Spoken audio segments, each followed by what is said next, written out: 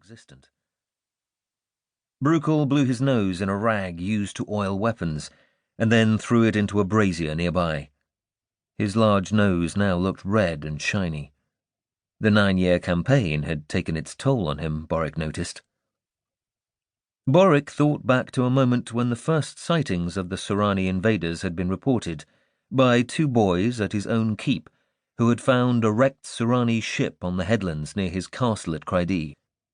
Later, word had been brought by the Elven Queen of aliens in the forests that lay between her own Elvendar and the Duchy of Crydi. The world had changed. The fact of an alien invasion from another world via a magic gate was no longer a source of wonder. Boric had a war to fight and win. He had added some marks with brush and ink to the campaign map. "What's this?" asked Brukel, pointing to a notation Boric had added earlier in the morning. "Another migration of Dark Brothers. It looks as if a fairly large contingent of them are moving down from the southern foothills of the Great Northern Mountains.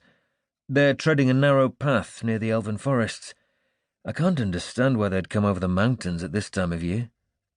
"Those Blackhearts don't have to have a reason," observed Brukel. Boric nodded. "My son Arutha reported a large force tangled with the Tsurani while they were besieging my castle 5 years ago. But those were Dark Brothers driven from the Grey Towers by the Tsurani. They were striking north to join their kin in the Northlands. They've been quiet since then." "There's one possibility." Boric shrugged. "I'm listening, old friend." "That's a bloody long trek for nothing," observed Brukel, as he wiped his nose on the back of his hand. "They're not fools." "The Dark Brotherhood is many things, but never stupid," agreed Boric. "If they're moving in force, it's for a reason." "Where are they now?" Boric said, "Last reports from the scouts near the Elven Forest. They're avoiding the dwarves at Stone Mountain and the Elven patrols heading east." "Lake of the Sky is the only destination," said Brukel. "Unless they're going to turn south and attack the Elves or the Tsurani." "Why Lake of the Sky?" "It makes sense if they're trying to get up to the eastern side of the Northlands. There's a spur of mountains that runs northeast out of the teeth of the world, hundreds of miles long and impassable.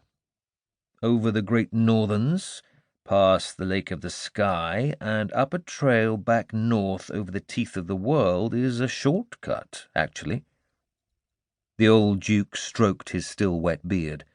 "It's one of the reasons we have so much trouble with the bastards up in Yabon." Boric nodded. "They tend to leave us alone in Crydi compared to the encounters your garrisons have with them. I just wish I knew why they were out in force, heading east this close to winter," muttered Brukel. "Something's up," said Boric. Brukel nodded. "I've been fighting Clan Raven since I was a boy." He fell silent for a moment. "Their paramount chieftain is a murderous dog named Murad. If this bunch from the Northlands is looking to join with him—" "What?" "I don't know, but it'll be bad." Looking over the rest of the map, Brukel asked, "Do we have anyone in that area now?" "Just the garrison forts along the Tsurani front and a few last patrols before winter," Boric replied.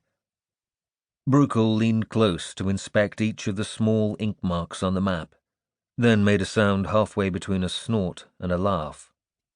"Hartraft." "Who?" asked Boric. "Son of one of my squires, Dennis Hartrafts. Runs a company of thugs and cutthroats called the Marauders for Baron Moye. He's up there." "What's he doing?" asked Boric. "The name is familiar, but I don't recall any reports from him." "Dennis is not one for paperwork," said Brukel. "What he's doing is unleashing bloody murder on the Tsurani. It's personal with him." "Can we get a word to him about this Dark Brothers migration?" "He's an independent. He'll come back to Moye's camp for the winter in the next week or two. I'll send word to the Baron to get whatever information from Dennis he can." Then Brukel laughed. "Though it would be fitting for him."